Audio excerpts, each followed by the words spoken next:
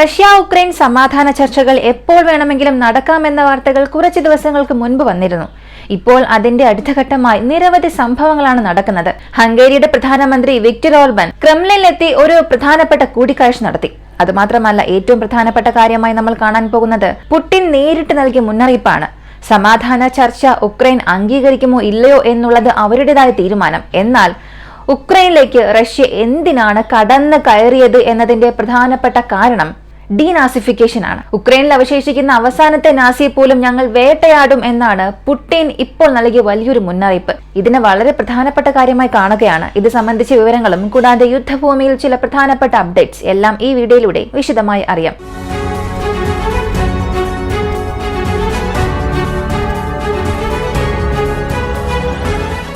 Russian president Vladimir Putin ഇന്നലെ ചില കാര്യങ്ങൾ അറിയിച്ചു. റഷ്യൻ മാധ്യമങ്ങൾക്ക് നൽകിയ അഭിമുഖത്തിനിടെ റഷ്യ ഉക്രൈൻ യുദ്ധത്തെക്കുറിച്ചുള്ള ഒരു ചോദ്യം ഉയർന്നു വന്നു. ഈ യുദ്ധം എപ്പോഴാണ് അവസാനിക്കുക എന്നായിരുന്നു ചോദ്യം. അമേരിക്ക 28 പോയിന്റ്സുള്ള ഒരു സമാധാന നിർദ്ദേശം റഷ്യക്ക് നൽകിയിട്ടുണ്ട്. അതിൽ ചില മാറ്റങ്ങൾ ഉക്രൈൻ വശത്തു നിന്നും ആവശ്യപ്പെട്ടിട്ടുണ്ട്. കാരണം യാഥാർത്ഥ്യത്തിൽ നോക്കുമ്പോൾ പല കാര്യങ്ങളും ഉക്രൈന് മാറ്റേണ്ടി വരും.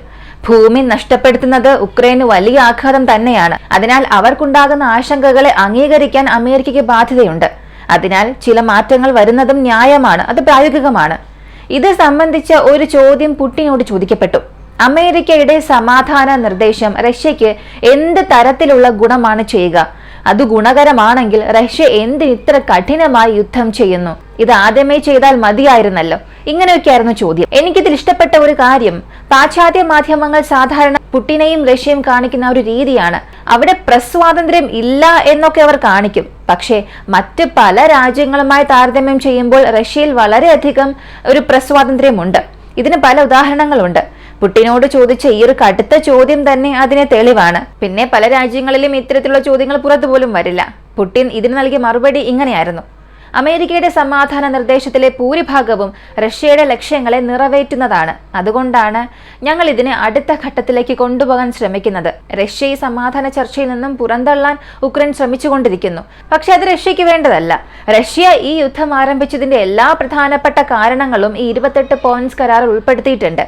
അതിനാൽ റഷ്യ ഇതിനെ സ്വാഗതം ചെയ്യുന്നു. എന്നാൽ ഈ കരാറിൽ പിന്നീട് മാറ്റങ്ങൾ എന്തെങ്കിലും വന്നാൽ, തുടക്കത്തിൽ പറഞ്ഞ കാര്യങ്ങളിൽ പിന്നീട് എന്തെങ്കിലും വ്യത്യാസം വന്നാൽ, രണ്ട് പക്ഷവും അതിനെന്തെങ്കിലും ശ്രമിച്ചാൽ റഷ്യ ഏത് സമയത്ത് വേണമെങ്കിലും ഈ കരാറിൽ നിന്ന് പുറത്തേക്ക് വരുമെന്ന് പുടിൻ തുറന്നു തന്നെ പറഞ്ഞു.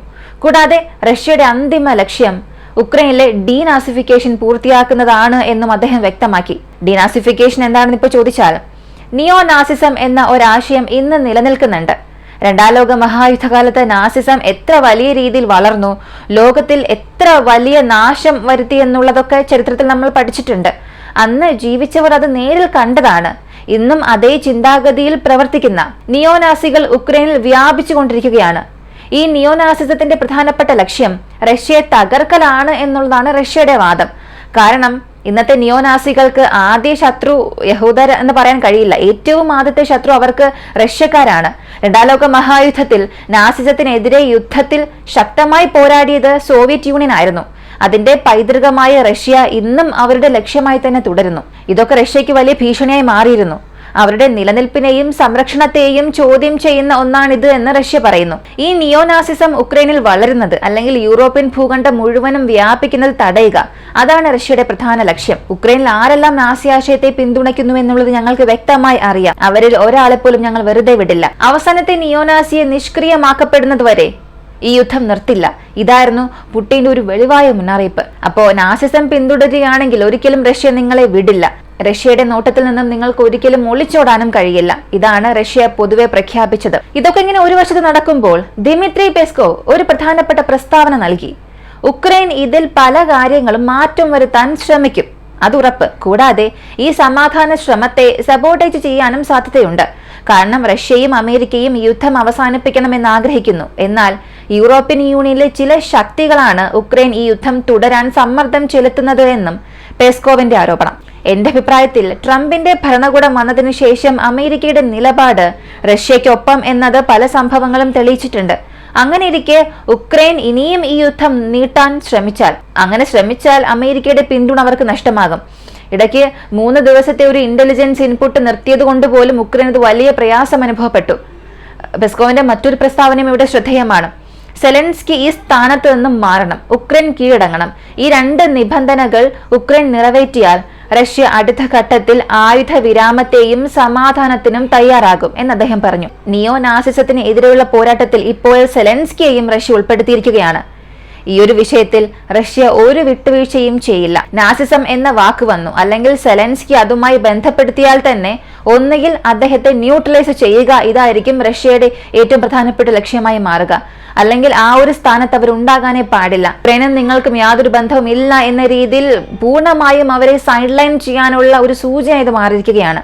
റഷ്യയുടെ സന്ദേശവും ഇത് തന്നെയാണ്. ഇങ്ങനെ റഷ്യയുടെ ഭാഗത്തു നിന്നും ഇങ്ങനെയുള്ള വാർത്തകൾ പുറത്തു വരുമ്പോൾ മറുവശത്ത് സെലൻസ്കിക്ക് വിവിധ പ്രഹരങ്ങൾ വന്ന് വീഴുന്നു. പ്രധാനമായും അഴിമതി ആരോപണങ്ങൾ സംബന്ധിച്ച് ഉക്രൈന്റെ അഴിമതി വിരുദ്ധ വകുപ്പ് ഇന്ന് രാജ്യത്തുടനീളം അനേകം റെയ്ഡുകൾ നടത്തി. ഏറ്റവും കൂടുതൽ ചർച്ചയാക്കപ്പെട്ട പേര് ആൻഡ്രി എർമാഗ് എന്ന വ്യക്തിയാണ്. ഉക്രൈനിലെ ഏറ്റവും സ്വാധീനമുള്ള ആളുകളിൽ ഒരാൾ. സെലൻസ്കിക്ക് വളരെ അടുത്ത് നിൽക്കുന്ന ഒരാളാണ് ഇയാൾ. ഏകദേശം ഒരു ബിനാമി പങ്കാളി എന്ന് പറഞ്ഞാൽ പോലും തെറ്റില്ല. സെലൻസ്കി ആരംഭിച്ച പല കമ്പനികളിലും ഈ ഒരു വ്യക്തി പങ്കാളിയെ പ്രവർത്തിച്ചിട്ടുണ്ട്. അത്ര പ്രധാനപ്പെട്ടതും സ്വാധീനവുമുള്ള സ്ഥാനവുമാണ് ഇദ്ദേഹത്തിന് ഉണ്ടായിരുന്നത്. ഇദ്ദേഹത്തിന്റെ സ്വന്തം 12ഓളം സ്ഥലങ്ങളിൽ ഇപ്പോൾ റെയ്ഡ് നടന്നതായി റിപ്പോർട്ടുണ്ട്. അവിടെ നിന്ന് എന്താണ് കണ്ടെത്തിയത് എന്ന് ഇതുവരെയും പുറത്തു വന്നിട്ടില്ല. പക്ഷേ കീവ് നഗരത്തിൽ ഇതുപോലുള്ള ഒരു സംഭവം നടക്കുന്നത് വലിയൊരു വിഷയമാണ്. ഇതെല്ലാം സെലൻസ്കിക്കെതിരെയല്ല നടക്കുന്നത്. അപ്പൊ പിന്നെ അദ്ദേഹം എങ്ങനെയാണ് ഇത് അംഗീകരിക്കുക? എന്തായാലും അധികാരം കൈവശമുള്ളപ്പോൾ എന്തും മറയ്ക്കാനും പുറത്തു കൊണ്ടുവരാനും അവർക്കാകും. പക്ഷെ അദ്ദേഹത്തിന്റെ അടുത്ത സുഹൃത്താണ് ഇത്. അപ്പൊ പിന്നെ എങ്ങനെയാണ് അദ്ദേഹത്തിന്റെ സ്ഥലത്ത് റെയ്ഡ് നടത്താൻ സെലൻസ്കി ഒരു അനുവാദം നൽകുക? പക്ഷേ ഈ ഒരു അംഗീകാരം അല്ലെങ്കിൽ ഒരു അനുമതി ഇത് സെലൻസ്കിയുടേതാകണം എന്നും ഇല്ല. ഇതിന് പിന്നിൽ അമേരിക്കയുടെ സമ്മർദ്ദം ഉണ്ടാകാം. അമേരിക്കയാണ് ചാർജ് ഫയൽ ചെയ്യുന്നത്, ഇത് ചെയ്യണം എന്ന് നിർദ്ദേശം നൽകുന്നത്. ആ ഒരു സമയത്ത് സെലൻസ്കിയുടെ അംഗീകാരം കാത്തിരിക്കേണ്ട ആവശ്യം ഉക്രൈൻ ഇല്ല. നിയമപ്രകാരം അദ്ദേഹം തന്നെയാണ് അംഗീകരിക്കേണ്ടത്. പക്ഷേ അമേരിക്കൻ സമ്മർദ്ദം അദ്ദേഹത്തെ ശക്തമായി തളർത്തിയിരിക്കുകയാണ്. അദ്ദേഹം നേരിട്ടിന് ഇത് എതിർക്കുകയാണെങ്കിൽ അങ്ങനെയാണോ? ശരി, അങ്ങനെയാണെങ്കിൽ യുദ്ധം നിർത്താൻ എന്താണ് പദ്ധതി എന്നുള്ളത് എനിക്കറിയാം, അതിന്റെ ഫലം നീ സഹിക്കേണ്ടി വരും എന്ന് അദ്ദേഹത്തെ പിന്നിലോട്ട് തള്ളും. ഇതെല്ലാം ഉക്രൈനകത്ത് വലിയ ആഘാതം സൃഷ്ടിച്ചിരിക്കുകയാണ്. പ്രത്യേകിച്ച് സെലൻസ്കിയുടെ ഇമേജിനെ. സെലൻസ്കി എന്ന പേരിന് ഒരു വലിയ പ്രതീക്ഷയുണ്ടായിരുന്നു. എന്നാൽ അത് അല്പമായി തകർന്നുകൊണ്ടിരിക്കുകയാണ്. അവസാനമായി ഹംഗേറി പ്രധാനമന്ത്രി വിക്ടർ ഓർബാന്റെ ക്രെംലിന്റെ സന്ദർശനമാണ്. ഇത് വളരെ പ്രതീക്ഷിച്ച ഒരു കാര്യമായിരുന്നു. കാരണം അടുത്തിടെ അമേരിക്ക ഹംഗേറിക്ക് മാത്രം ഒരു പ്രത്യേക ഇളവ് നൽകിയിരുന്നു. റഷ്യയാണ് ഹംഗേറിക്ക് ഏറ്റവും അധികം ഗ്യാസും മറ്റ് എനർജി സഹായങ്ങളും നൽകുന്നത്. അതിനാൽ നിങ്ങൾക്ക് റഷ്യയിൽ നിന്നും ഗ്യാസ്, പെട്രോളിയം ഉൽപ്പന്നങ്ങൾ വാങ്ങാം, ഞങ്ങൾ നിങ്ങളെ ഉപരോധത്തിൽ നിന്നും ഒഴിവാക്കുന്നു എന്ന ഒരു പ്രത്യേക പ്രഖ്യാപനം അമേരിക്ക നൽകി. അപ്പോ ഇത് വെറും ഒരു അതൃപ്തി തീർക്കലല്ല. ഹംഗേറിയുടെ ഗ്യാസ് ആണ് യൂറോപ്യൻ യൂണിയനിലെ പല രാജ്യങ്ങളിലേക്കും പോകുന്നത്, വിതരണം ചെയ്യുന്നത്. അപ്പോൾ ഈ സപ്ലൈ ചെയിൻ തകരാൻ പാടില്ല എന്നുള്ളത് അമേരിക്കക്ക് നന്നായി അറിയാം. അങ്ങനെ തകർന്നാൽ അതിൽ ആരായിരിക്കും കൂടുതൽ ദുരിതം അനുഭവിക്കാൻ പോവുക? ഇത് അമേരിക്കയ്ക്കും യൂറോപ്യൻ യൂണിയനും നന്നായി തന്നെ അറിയാം. അപ്പോൾ ഹംഗേറി ഒരു മാസ്ക് ധരിപ്പിച്ച് ബാക്ക് ചാനലായി എല്ലാവരും യൂസ് ചെയ്യുകയാണ്. അത് അവർക്ക് നന്നായി തന്നെ യൂസ് ആകുന്നുണ്ട്. ഈ സാഹചര്യത്തിലാണ് ഹംഗേറി പ്രധാനമന്ത്രിയുടെ റഷ്യൻ സന്ദർശനം. ഇത് അതീവ പ്രധാനമായി കണക്കാക്കപ്പെടുന്നു. കാരണം ട്രംപിനെയും പുടിനെയും ഒരു മേശയ്ക്ക് മുന്നിൽ ഇരുത്തി ചർച്ചകൾ നടത്താൻ കഴിവുള്ള ഏക രാജ്യം ഇപ്പോൾ ഹംഗേറിയാണ്. അപ്പോൾ താങ്ക്സ് പറയാൻ വേണ്ടി മാത്രമല്ല വന്നത്, അല്ലെങ്കിൽ ഒരു ബിസിനസ് ആവശ്യത്തിന് വേണ്ടി മാത്രമല്ല വന്നത്. അടുത്ത ഘട്ട സമാധാന ചർച്ചകൾ നടക്കാൻ സാധ്യതയുള്ള രാജ്യം അത് ഹംഗേറിയാണ്. അതിന് അവർ തന്നെ ഇപ്പോൾ ഒരു തുടക്കം സൃഷ്ടിച്ചിരിക്കുകയാണ്. ഇവിടെ എല്ലാവർക്കും ഒരു ചോദ്യം വരാം, സാധാരണ തുർക്കിയല്ലേ ഇതൊക്കെ മുൻപ് ചെയ്തുകൊണ്ടിരുന്നത്, ഇപ്പോ തുർക്കി എന്തുകൊണ്ട് ആരും പറയുന്നില്ല എന്ന്. കാരണം ഇപ്പോൾ അമേരിക്കയും റഷ്യയും തുർക്കിയെ ഒരല്പം സൈഡ് ലൈൻ നിർത്തിയിരിക്കുകയാണ്. പൂർണ്ണമായും അവരെ ഒരിക്കലും ഒഴിവാക്കാനാകില്ല. കാരണം ബ്ലാക്ക് സീയിലേക്കുള്ള ആക്സസ് അവർക്കാണുള്ളത്. എങ്കിലും അവരുടെ സ്വാധീനം ഇപ്പോൾ ഇവിടെ കുറച്ചിട്ടുണ്ട്. കാരണം എന്തെന്നാൽ അവരുടെ നയതന്ത്രം 2 പാർട്ടികളെയും ബ്ലാക്ക് മെയിൽ ചെയ്യുന്നത് പോലെയാണെന്നാണ് പലരും കാണുന്നത്. അമേരിക്കയോട് ഞാൻ റഷ്യയിലേക്ക് പോകും എന്ന് പറയും, റഷ്യയോട് ചെന്ന് ഞാൻ അമേരിക്കയുമായി ചേരുമെന്നും പറയും. ഇങ്ങനെ ഇരുവശത്തും ഗുണം നേടാൻ ശ്രമിക്കുകയാണ്. അതിനാൽ റഷ്യ തുർക്കിയുടെ പ്രാധാന്യം ഇവിടെ കുറച്ചിട്ട് ഹംഗേറിയുടെ പങ്ക് ഉയർത്തുകയാണ്. അവസാനമായി റഷ്യ ഉക്രൈൻ യുദ്ധം എപ്പോൾ വേണമെങ്കിലും അവസാനിക്കാം. പക്ഷേ സെലൻസ്കി ആ സ്ഥാനത്ത് തുടർന്നു കൊണ്ടുപോയാൽ ഈ യുദ്ധം അവസാനിക്കില്ല എന്നുള്ളതാണ് ഇപ്പോൾ വ്യക്തം. ഇവിടെ സാധ്യതകൾ 2ആണ്. അദ്ദേഹം ഒന്നുകിൽ സ്ഥാനം വിട്ട് പടിയിറങ്ങണം, അല്ലെങ്കിൽ സ്വയം സമർപ്പണം അംഗീകരിക്കണം. അങ്ങനെ ചെയ്തില്ല എങ്കിൽ റഷ്യ ഉക്രൈനിൽ വീണ്ടും വലിയ ആക്രമണം നടത്തും. ഇതിനെല്ലാം അവർ സെലൻസ്കി ആയിരിക്കും കാരണമായി കാണിക്കുക. എന്തായാലും നമുക്ക് കാത്തിരുന്ന് തന്നെ കാണാം എന്ത് സംഭവിക്കുമെന്ന്. ഈ ഒരു വീഡിയോയെ കുറിച്ചുള്ള നിങ്ങളുടെ അഭിപ്രായം കമന്റിൽ പറയുക. കൂടുതൽ അപ്ഡേറ്റ്സിനായി വോയിസ് ഓഫ് ഇന്ത്യ നമ്മുടെ ചാനൽ സബ്സ്ക്രൈബ് ചെയ്യുക. മറ്റൊരു വീഡിയോയുമായി വീണ്ടും കാണാം.